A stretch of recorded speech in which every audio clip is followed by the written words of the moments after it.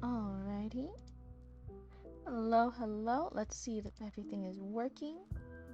I believe everything is. There we go. Alright, let's go ahead and let the Discord chat know that we've started. Let's see here. We'll go to this one. And stream starting now. That's what we'll tell them.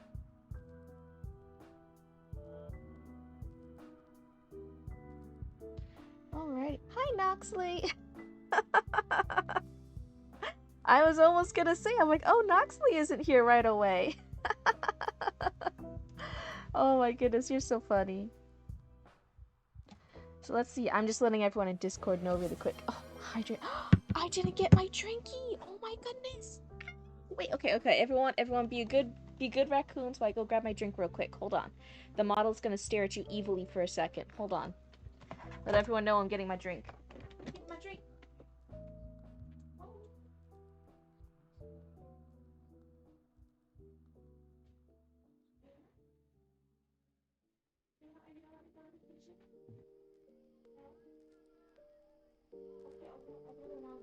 That's fine. That's fine. I'll just go the long way around. It's fine. I won't die.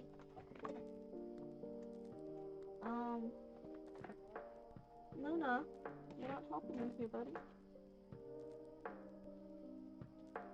It's okay, Chad. I won't die. It's fine. It's fine.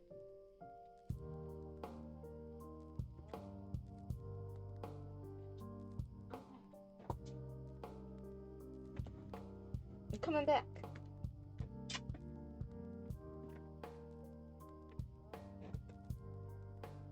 Let's see if my model... Was everyone good while I was gone? Was everyone good, raccoons? Model tracking's gonna catch up in a second. Let's see here. Spam the chat with hydrates as Cryptid didn't get the drinks. No. Okay, there's one hydrate, two hydrates. Noxley, how could you join this? Hi, Chatty Matty. I have yours up here right now. You went ice climbing with friends and got twisted up. Azuna, I'm so sorry. I hope you're okay. I think we were talking before about how crazy ice climbing is with your friends, but I hope you're okay. Finally put your book on Amazon for paperback, and you already sold 2? Oh, the relic, that's so exciting. Will you put a link in the Discord for, I think we have book recommendations, right? We have something like that. If you put a link on, I'd love to check it out. You're out of ads? Yes, yeah. Sir Chatty Matty, I was telling you earlier, like, I have your work up here for story time already. And you had a good rope to catch you. Oh my goodness, I can't imagine if you had a bad rope to catch you, Ajuna. I don't even know what a good or bad rope is. Oh my, but I am behind two sippies. I owe you guys 2 sippies. Hold on. This is, another fruit punch, 0 Gatorade. Again, hold on. 1 sippy. Alright, and then 2 sippies. Alrighty. That is our first sippies of the night. And I promised you guys, as long as we have stuff to read, that we can keep hanging out for a while tonight. I don't mind that, since, I was so tired last night, guys. I'm not gonna lie. I was, working a lot catching up. Long stream tonight? Yeah, I'm hoping so. Unless anything crazy happens, I'm hoping tonight will be a good longer stream again. I'm in a relatively good spot for orders and custom orders that we're working on right now for our shop. So I feel a little bit more okay doing a longer stream tonight. But yeah, tonight is story time. We're gonna do critique. Stream is reading 28 chapters of a book straight! Hold on. I don't know if it's that long of a stream. And also, you don't want your entire book read on stream, because I post these on YouTube. You don't want people getting your book for free. Like you want people to pay for your book. Author Relic, come on. You want to get that money. So Sir Chatty Matty was very nice. And they've posted, oh my god, I just hit my monitor. Posted their chapter. It's from book 2, so this isn't from book 1. And it is a later chapter. It's 34, so it's chapter 34 from book 2. So we might be missing some context. So if there is any critiques about that, those critiques aren't going to be totally valid, just because it is such a later chapter. We're more going to be focusing on like storytelling techniques. You brought one of the little mushroom patches for a friend. Wait, Achuna. Wait a second. Wait, I was like, what do you mean a little mushroom patch? And do you mean one of our patches? Do you mean one of our mini mushroom patches? Oh my god, wait, I'm blushing. The model's not showing it, but I'm blushing. Oh my goodness. Oh my god. She loves it. I'm so glad. Ajuna, that makes me feel so special. Thank you. Cryptid, guess what? What happened? What's up, Noxley? Did you do something cool and exciting? Naiko, very nice to see you. Hi. 25 stream streak. Oh my god, Noxley, thank you so much for hanging around with us for that long. That's crazy. Isn't it kind of weird? I still consider myself such, and I am such a baby streamer still. I've only been doing it for a few months now. But isn't it kind of weird that in just a few months we're already like having some of my raccoons reach like a 25 streak? That's crazy. Hydrate. Alright, here's your sippy. How are you? I'm doing so good, Naiko. I feel like I got a lot of work done today in the business, so that's really good. It seems like we would have a lot of raccoons here for story time and critique. That's always exciting. Hello! Is it... Oh, it's Ball of Sunshine. Okay, yeah, the numbers threw me off for a second. Hi, Ball of Sunshine. Welcome. Welcome to Cryptid Cult. You and Cryptid have the same number of followers. Chatty Matty, congrats. I already feel like kind of really overwhelmed with how many of my raccoon followers I have. I'm like, when did this happen? I'll call you Bello. Okay. Hello, Bello. Welcome on in. You have an 8 streak, but it doesn't seem as impressive now. No, it's all impressive to me. I'm like so honored actually that I have raccoons like even in a Discord messaging stuff, like asking for my opinions, interviews, and wanting me to stream, and being like kind of sad that I didn't stream a few nights when I'm sick and stuff. I'm like, wow, people actually care about what I say. May I require a review of your chapter? Yes, the only rules are no spicy stuff. Not that spicy stuff is bad. I just feel embarrassed reading it live on stream. And again, I normally guarantee like a few pages depending on how my voice is doing. You can submit more. Sir Chatty Matty has this one. I think it's like 15 pages. Yeah. I can't guarantee I'll read all of it. Oh, thank you. Welcome to Cryptid Cult. Hopefully you'll like it here. Sometimes we're a very nice group. Sometimes we're a little bit of a chaotic group there. There's 4 pages, no spicy content. Then yeah, I prefer Google Docs. Some people have tried to submit other ways, and there's sometimes been tech issues with opening it, but you can try to submit it whatever way you want.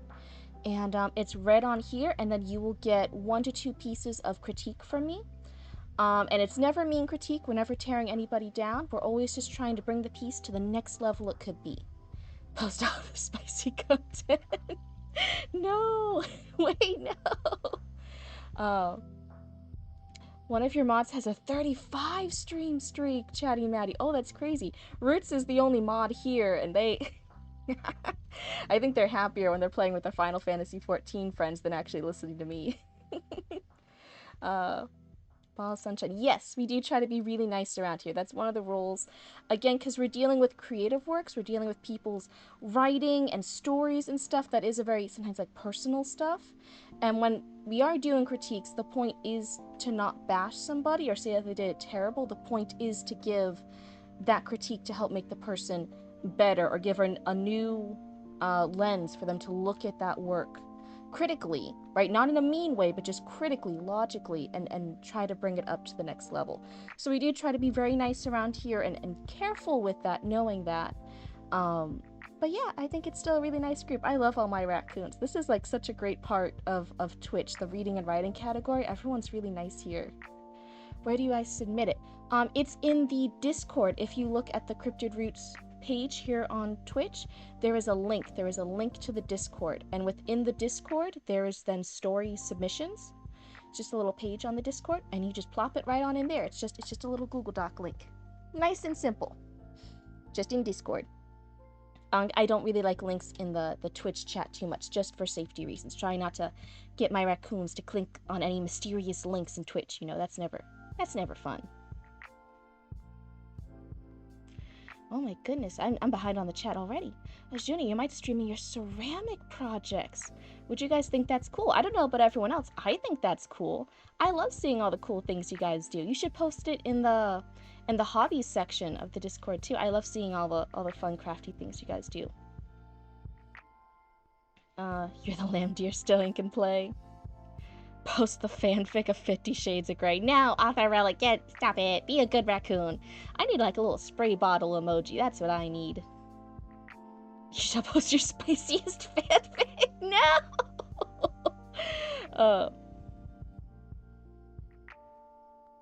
Okay, you just used AI, but just to translate, like a Google Translate. Okay, the chapter is in French normally. Okay, so then we might, I won't try to like be too nitpicky about any of like weird grammar or structural stuff, because again, it's not supposed to be in English. You said it's in French normally. You're the best raccoon. But again, we'll mostly be looking at broader stuff, more stories, more character development, more how well's the flow, how well's the pacing. We'll be looking at stuff like that. But without further ado, if all my raccoons in chat are comfy and cozy, I think we can go ahead and start doing this. Wait, Noxel, you actually have a spicy fanfic? It literally makes you blush reading it. You really? Oh my god, that's so funny. Oh my god. You can still post things in the story submissions. Just tag it as it's spicy, so it's not to be read for critique here, if you want other raccoons to read it. Hello, what? Good to see you. Good to see you. So again, for everyone new coming in, this is chapter 34 of a second book from one of our raccoons here. So if there's any context missing, that might be why. It's because it's so later. So we're just going to be looking at general, bigger stuff rather than all the context and how well we understand what's happening. We're looking at the story structure and how well it flows. Chapter 34. It says the 20th of Selana's Wind, 2110 50th Era, Talos' Spine. LMAO. Censored? Why was something censored? I don't see it censored. It shows up normally in my chat for me. I don't know, Ashuna. Barry woke up from the dream, or rather, the memory. Her last date with Bridget echoed in her mind. That long, intimate night, despite Barry insisting they only be best friends. Barry and Bridget had maintained that dynamic for nearly 3 months, until Bridget had decided to start ambushing boys in alleys to try and win back Barry.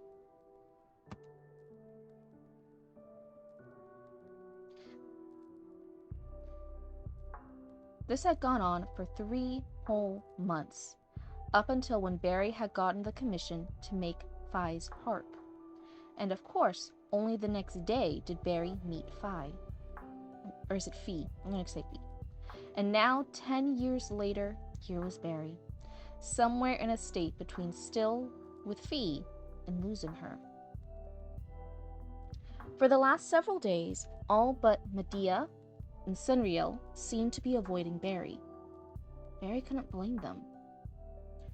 After all, who would trust someone who could be under someone's control? But still, Barry didn't know how Medea could be controlling her. The last 8 days, she'd formed theories. Medea's electrokinesis, an unknown witch technique, or something derivative of Sunriel's old siren song.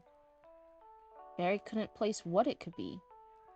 She stood and walked to the reflective window. They were in a new lift, found within Talos' waste system. Found within Talos' waste system. I don't know why that one was hard to read. Phi is how you say it. Okay. They'd sped up the automaton's spine for the last several days, the lift pausing every now and then and forcing Barry and Bridget to fix the gears. Still, it was much faster than any of the other lists within Talos. But it was far less scenic. Just a giant bronze metallic tube, or maybe tunnel was more accurate, lit up by thunderstone and artificial lights. This lift, unlike the others, was like a small living space unto itself. It was about the size of Barry's old home and had several rooms. The group was mostly spread out amongst these rooms. Barry tried to sleep in the room with Fee and Bridget, but couldn't stop crying when next to Fee. So she'd taken to sleeping in the room with Medea, Sinriel not far. The space Barry stood now was the most communal area of the lift, where Fee had claimed as the dining area. Despite the tension and pause between them, Fee still decorated Barry's plate with her favorite foods and even made sure Barry ate everything. It confused Barry. If Fee didn't want to be with Barry, why was she still treating Barry like she was her queen? Barry sighed. Her life didn't make sense without Fee, and Barry hated that more than she'd openly admit. Barry slammed her fist into the railing. Thankfully, no one was awake to hear her pain-filled cries. Or maybe, unfortunately. Tonight, Barry had spent too long trying to sleep. It eluded her regardless of her efforts. So she'd wandered to the central space. Barry wanted to talk to Medea, but Ark's warning kept echoing in her mind. So Barry had no other options. If she couldn't talk to Medea without compromising herself more, so her only option, Skyra. I know this kind of dumb. I get you're the queen of the ancestors and all, and probably can't help a crafter like me, but I can't finish the task you gave me without answers, and Skyra. Okay. Barry paused. As if responding to her words, a wisp appeared, a golden flame without a blue core. I need to know more about Medea. I'm at a dead end. If I talk to her, I think that's supposed to be talk to her, I can't lose Fee, Barry said, almost pleaded. More gold and blue wisp appeared, surrounded Barry. At first, there was 1, then 3, 9, and at last 12. Barry watched closely. You desire answers? Came Skyra's voice from one of the wisps. The task I set out for you was to repair Talos and to prevent the Wicked One from being freed from his prison. One part of this task is complete. However, the other... Barry swallowed. The other teeters dangerously. I cannot see what lies ahead. A most strange anomaly. But I cannot give you the answers you seek. Berenice Mintaka. I think that's how he said it last time. I'm not sure that but should be here. Barry's eyes fell. Of course Skyra wasn't going to give her answers. But Barry didn't expect the time goddess to. However, Skyra said as the wisp began to spin around Barry, orbiting her clock counterclockwise. Time slowed, warped, and wobbled, more and more as they did. This doesn't mean I cannot show you.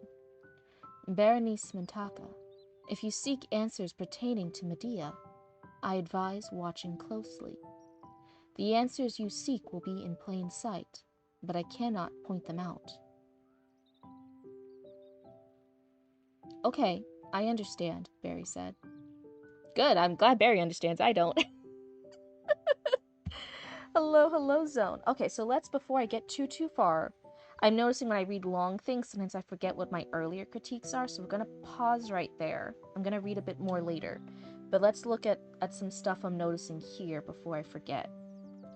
So the beginning of this chapter is Barry waking up. She's in her room. She's waking up. It then goes back and mentions 3 whole months, so the previous 3 months. And then the next day, now 10 years later, here was Barry, somewhere in the state between still with Fee and losing her. And then it mentions several days. There's a lot of like a time recap here in these 2 paragraphs, this kind of area here. The paragraphs are a little wonky. It could just be because it's on a Google Doc though. But there's a lot of time catching up here with if someone has been following along with, this is the second book, it's chapter 34 of the second book. I'm assuming they've already kept up and they know all of this for stuff that's happened 10 years ago, for stuff that's happened 3 months 10 years ago, and then the next day 10 years ago during 3.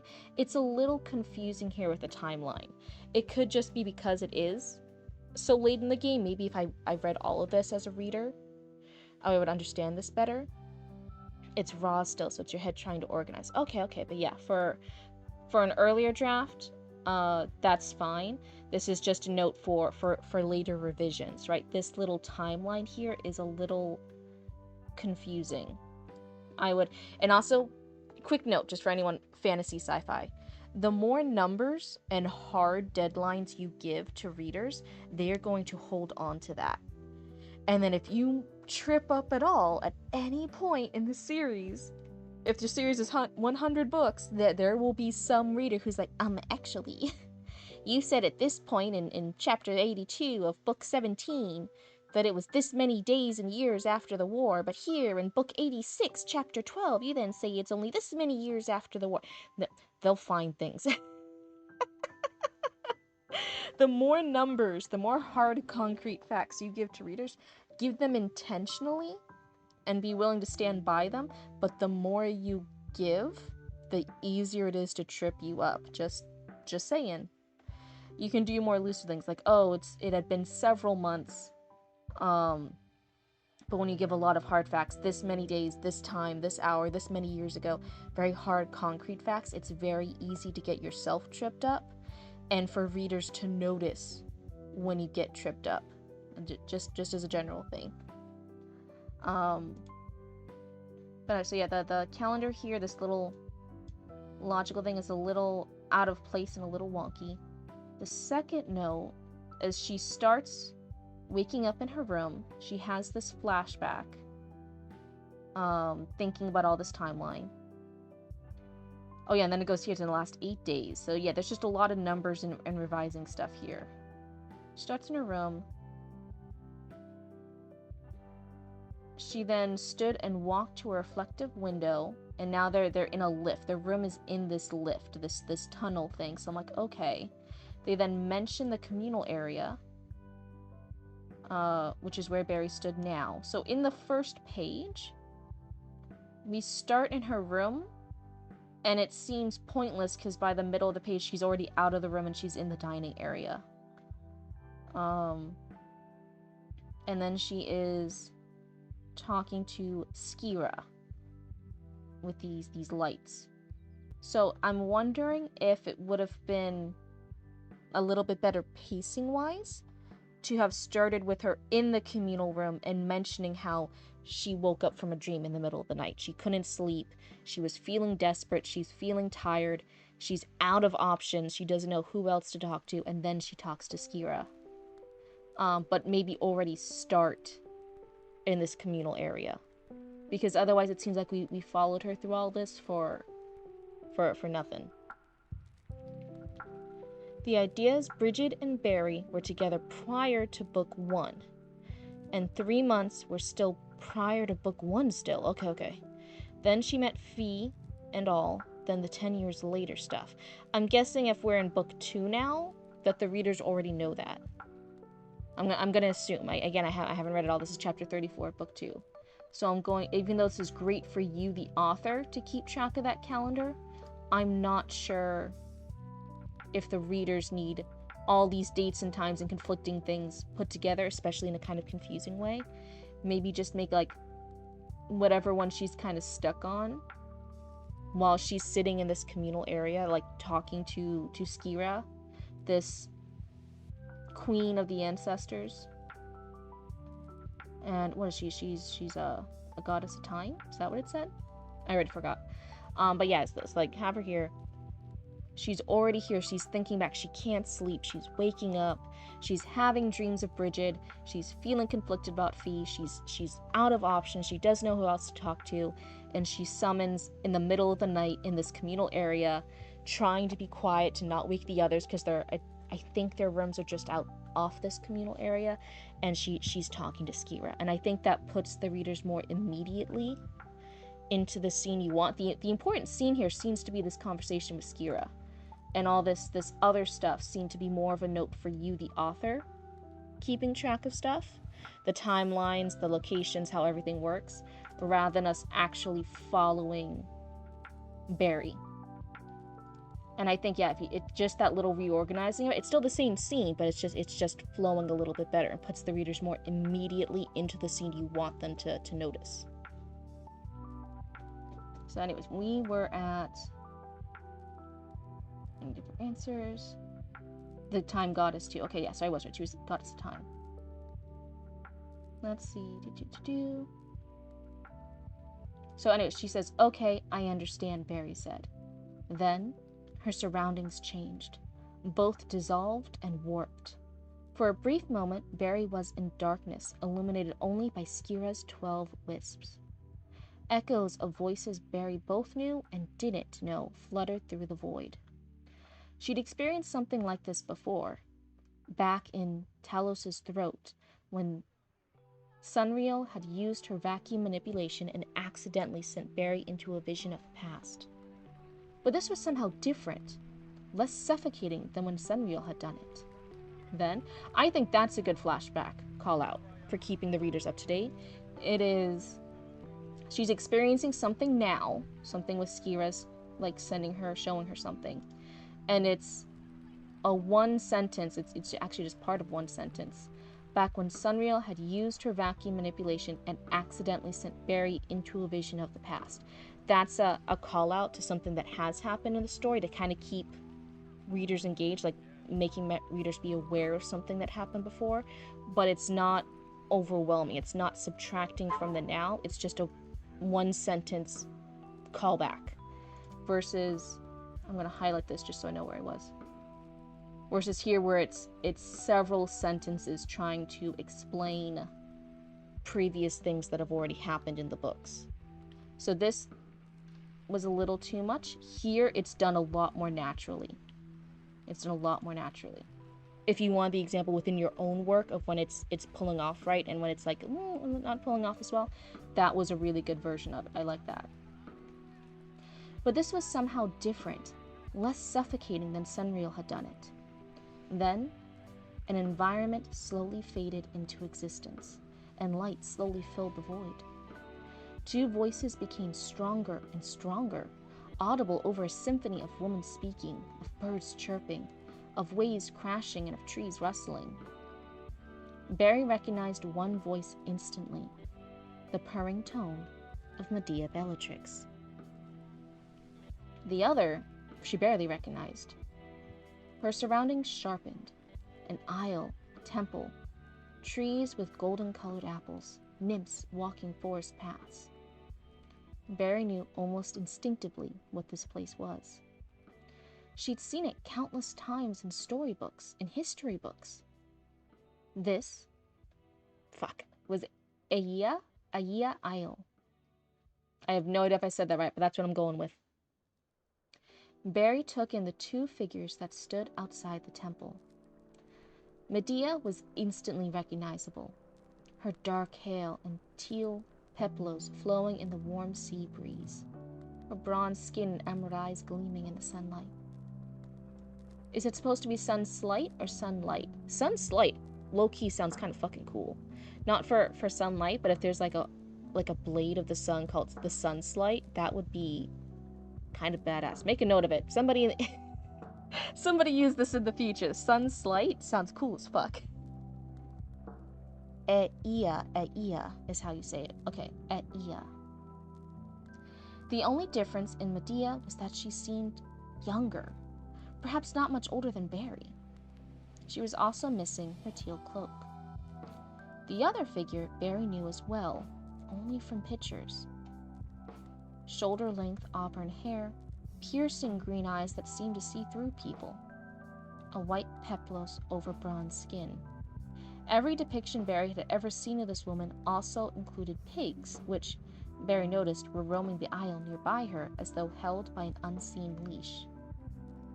Thea Mao, I don't understand. Why turn these men to swine? They meant us no harm, Medea asked. Circe's green eyes studied the pigs, narrowed slightly. Medea, House Anka has been sending men relentlessly to find you.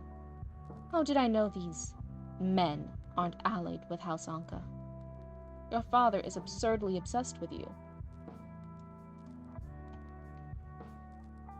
So she said, Barry's saying that she's only seen Circe from pictures.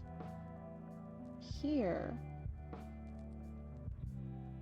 she's saying she recognized one voice instantly, which is Medea, but the other she barely recognized.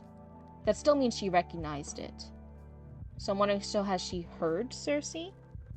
But she hasn't, and she's only seen her in picture books? Cryptid sword.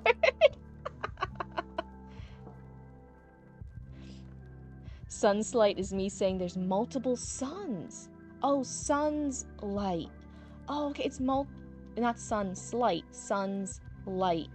Okay. Isn't that funny though? Hey, funny things people can get inspired by, right? I absolutely do think.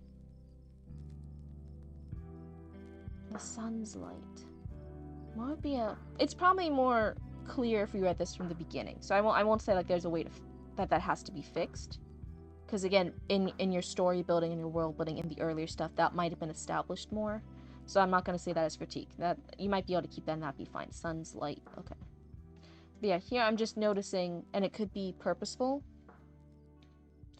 There was a flashback earlier where Barry saw Circe too. So then she hasn't just seen her from pictures. Yeah, either she does recognize the voice or she doesn't. If she's never heard Circe before, then I would just say like she doesn't. She only recognized the one voice. The other was a mystery. And then that second voice belongs to Circe. And if she's only seen her from pictures, but then you're saying that there's a flashback that she experienced earlier too, maybe that might just be like stuff to fix up for the next draft. Just keeping that more cohesive of how much Barry has experienced with Circe. The way Circe Anka said men, disgust, rage. It was like the entire concept of men trespassing on her island was offensive to her. I would just shorten that to the concept of men was offensive to her. Because she doesn't seem specifically in that sentence where she used men. How did I know these men aren't allied with House Anka? That sentence has nothing to do with men trespassing on our island. We know, right? Circe doesn't like men trespassing on our island. But in that sentence, it's disgust, rage. It was like the entire concept of men was offensive to her. I would get rid of that part. That's just a suggestion, though. But Circe's eyes also told Barry she wasn't hateful of men. Barry watched as Medea's youthful eyes narrowed. Yes, I remember that quite well. My filthy father only wants to return to Helios City to parade me around, secure his supposed claim to the throne. Circe shook her head. My brother only desires that which he cannot have. Apollo already has the throne. Bringing you back to House Anka would do him little good. Yet he persists. I fear once he knows he cannot use you to usurp Apollo, he will do to you what he did to his Idia. Such a disgusting thing. Barry saw it, the twitch in Circe's lips that was like a snarl, the curl of her fingers as though wanting to reach for a dagger. She knew what Medea's father had done. Executed Idia Bellatrix, his own wife, for one reason. A single, prejudiced reason. Just for Idia being a Bellatrix, from the crown line, of House Bellatrix. Let's see here. Sun's light would be grammatically right, but it looks weird. Yeah, see, that's one of the things with fantasy stuff, too. Sci-fi and fantasy. Sometimes we can bend grammatically correct stuff to do something that's correct for our world, right? This world might say sun's light without the apostrophe. And it would be like the way that the people speak, because they have multiple suns, that's normal to them. Their grammar, their language, it would be normalized to them. Well, let me check my lo-fi beats. I'm gonna rewind. And that's just one of the things, but it sometimes is balancing, because again, it's readers in our world in this day and age that are reading it. So sometimes you gotta balance what looks right to the readers and what's something that is creative and makes sense for the fantasy and sci-fi world, right? You know how. So I think, yeah, if you're in a society and a people for years and years who have had multiple suns, it makes sense they refer to it as sun's light. Maybe they do skylight, world light. I don't know. Are the suns in the same direction? I don't know. That would be something to figure out and brainstorm. But yeah, it just tripped me up a bit. I definitely thought it was sun's light. Maybe they would just put a space, sun's light, like sun's space light. Maybe that would make it a little bit clearer. I'm not quite sure. Barry still wasn't sure how Idia had been executed. Wasn't sure she wanted to know. Cersei continued to stare at the pigs. Medea, if you're so concerned with these men... She glanced at Medea. I'll say this. Turn one of these pigs back. It can be my lesson for you today. Medea glanced at the pig. Are you saying I turn one of these swine back into original form? Medea asked. Cersei nodded. The Amal? I don't understand. Wouldn't this soldier then seek out his commander and bring him to us? Medea asked. Barry's eyes widened. She knew when this happened. Before the 1,000 Years' War. Possibly even after the Himera War. That is my plan, Cersei said. If these men are from House Anka, their commander would likely bear all the markings, all the makings of an Anka. Barry watched as Cersei gestured. One of the pigs... How far are we?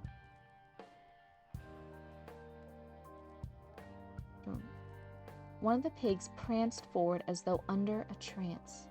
Its brown eyes darted from Cersei to Medea and back. Then, briefly, its eyes flickered to the forest path where the nymphs were. Barry glanced down the path toward the sea. In the water, floating along the waves, was a Trireme-class ship. The house flag it flew was tattered and faded, making it hard to figure out from which house it originated. But Barry knew, just knew, this ship was from House Cygnus, and was captained by the greatest Exian explorer and most cunning warrior, Odysseus Cygnus. But I'm probably saying some of these names wrong, my bad. Medea didn't say anything to Cersei for a long moment, merely raised a hand. The red gem on her circlet glowed, and a bolt of fire blazed from the tip of one of her fingers, struck a branch on one of the trees whose branches spread out over her head. A golden apple fell and landed in Medea's extended hand. Without waiting, Medea began eating the apple. Something clicked in Barry's mind. So, Medea ate Hesperides. That's how she lived so long. You hear the dictionary? But overall, I think this is a cool scene. I think for a revisit, and I think this will be my last critique for what we've read so far. We had the earlier critiques in the first page and a half. I would say sometimes it almost seems like we forget where Barry is in the scene. Is she a ghost? like going through people and circling around? Is she walking? Is she turning her head? Is she doing something? We only really see like Barry glancing and watching. And then just knowing and thinking things. But is she like going behind Cersei? Does she go up to Medea and then like look back and see Cersei's face? Is she circling the pig? Is she going like if she just has more movement, unless it is like she's just seeing a vision, then that would explain why. She's only observing. Yeah, but even as observing, if you're a ghost in the physical space, it might break up like just to have Barry doing more things other than just watching. Like even what's a good way to say it? How am I trying to say this? Hold on, gotta process. Even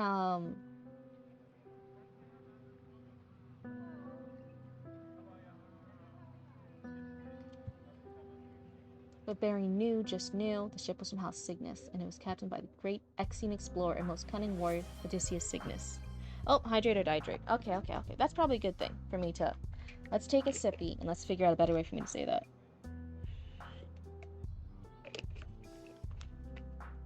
Yeah, trying to interact.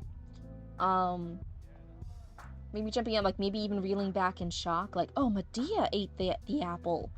That's how she lived so long. She looked back and forth between, you know, the young Medea and this, like with an old shit thing, like. Should you put something wild in the Discord or no? What do you mean by wild? Like, so the house flag, it flew tattered and faded, making it hard to figure out from which house it originated. Barry grew cold. She just knew the ship was from House Cygnus. Right, like she might have gone cold with this realization of like, oh shit, she's realizing where she is. She almost felt the feeling of wanting to, you know, smack the apple out of her hand. Like she still has thoughts and feelings for stuff. For time and contact, the scene she's witnessing in the ancient past. It made me laugh for a few, so it's just something funny. I mean, yeah, I guess so. This is my plan. But yeah, like even characters that are witnessing stuff. Because right now, we as the readers are witnessing stuff. Like, we as readers witness a story, right? We're reading this and we're witnessing it in our head. But right now, we're witnessing Barry witnessing a scene that's played out thousands of years ago. So I just feel like Barry can have a little bit more interaction, and nothing crazy, you know, but just breaking it, because right now she's only thinking and she's watching. That's every single thing that is happening with Barry here, is she's watched, she knew, she had no doubt, she saw, she that one's watched again. Barry knew, like, it's just a lot of that. So even just having like Barry was confused, right? Why is the time goddess showing her this when she's asking about Medea? Yeah, just enough to tell the reader she can't actually interact, to show maybe she's frustrated. How is Barry feeling about this? Like, she's witnessing stuff. How does she feel?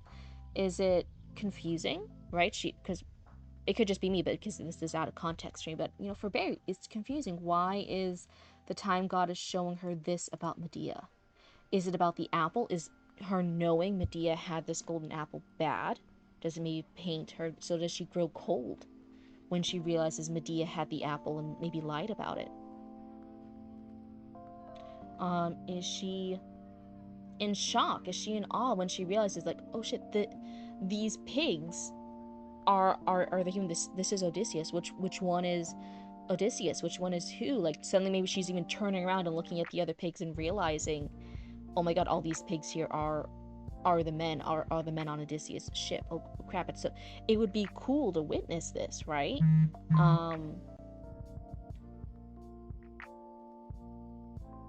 Trying to answer some of the questions Barry had about Medea throughout the book that Medea has been hiding. So yeah, is she even getting more suspicious when she sees this younger Medea, right? It mentions like, oh, she looks about the same age as Barry, right? Medea is now, because it's so long ago.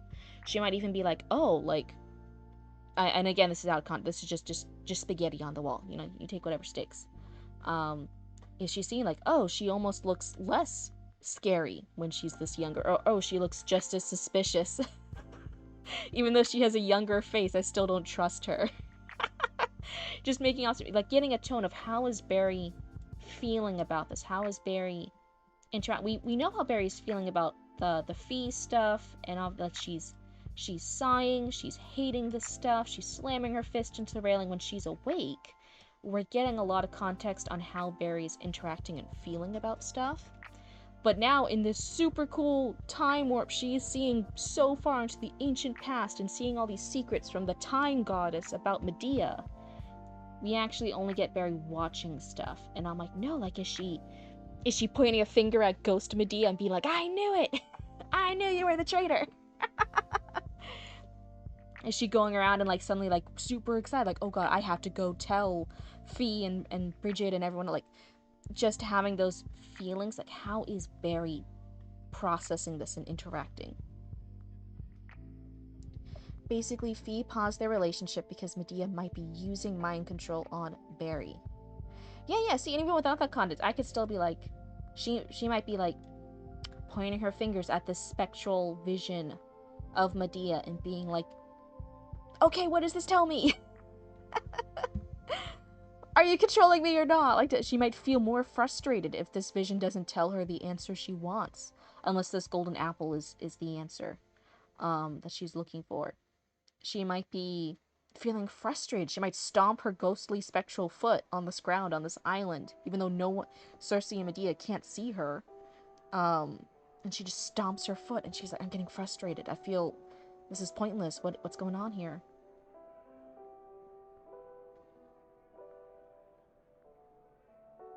Let's see. The vision answers a lot. Okay, let's keep reading the vision then.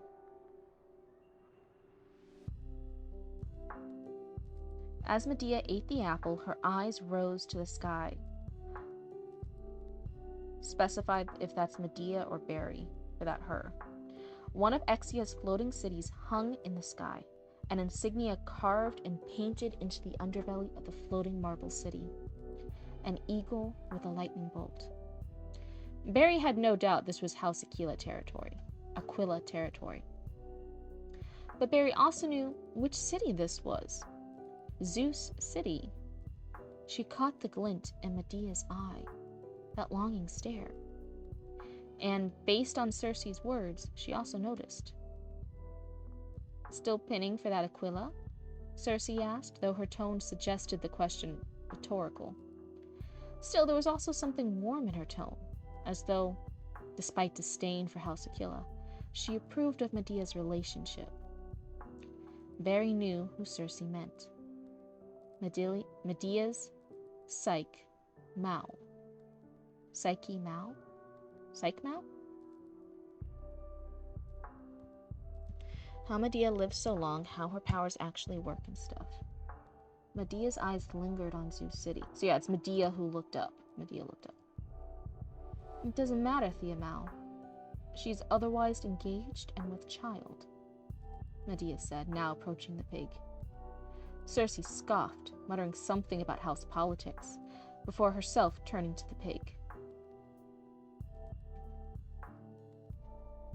Even this would be a good place to have a Barry thought or interaction. Barry knew who Cersei meant. Medea's, little boo here. Psyche Mao. So, like, is her Psyche Mao dead in the current tense? Is the current person, like, a traitor? Did they never end up? Did they end up? And that could be a good thing for Barry to interact here. Like, if the person is dead, Barry grew somber at the thought. She knew who Cersei meant. Medea's love. Psyche. Now dead in the current timeline, right? Or Medea or Barry grew interested. She knew who Cersei meant, Medea's Psyche Mao, but she hadn't ever seen him, right? Like, whatever the point in the story is. Yeah, I'm not saying like, oh yeah, the person's dead. I'm just giving you inspiration. Like, this would be a good point. If Barry knows Medea's Psyche Mouth, this would be a good point. Not just to have Barry say like, oh, Barry knew, da da da da. Have another interaction to show Barry's point of view here. Like, oh, Barry thought this. She knew who Cersei meant, Medea's Psyche Mouth. Right, give more personality to Barry here. Barry's only knowing stuff and seeing things in this scene. We want more personality from Barry.